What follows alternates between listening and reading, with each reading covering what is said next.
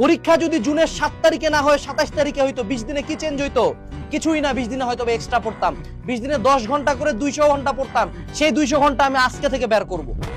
মনে রাখবা, victim mentality যদি তোমার মধ্যে এখনো থাকে, তোমার এই আগামী পরীক্ষা যদি জুলাইতে হয়, আগস্টে হয়, সেপ্টেম্বরে হয়, তখনও তুমি বলবা ভাই আর 2টা দিন বাড়ায় দেন, আর একটা দিন বাড়ায় দেন। বাট যদি তুমি বলো আয় শিক্ষা বোর্ড তুই কি করবি কর, আমি এমন পড়া দিয়ে যাব, তুই যেখান থেকে কোশ্চেন করবি কর, তুই কাল সকালে পরীক্ষা নে, আমি যদি প্লাস না পাই আমার নাম রহিম না, করিম না, আনাস না, ওপেন চ্যালেঞ্জ, তুই আয়।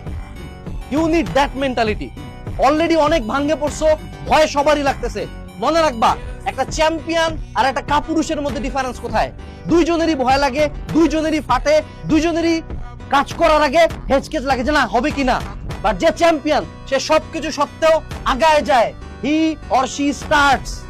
আর যে ভিকটিম ও ভাবে যে না আমার সাথেই মনে হয় অন্যায় হচ্ছে, 12 লাখ এইচএসসি পরীক্ষা দিব, সবার সাথে অন্যায় হচ্ছে।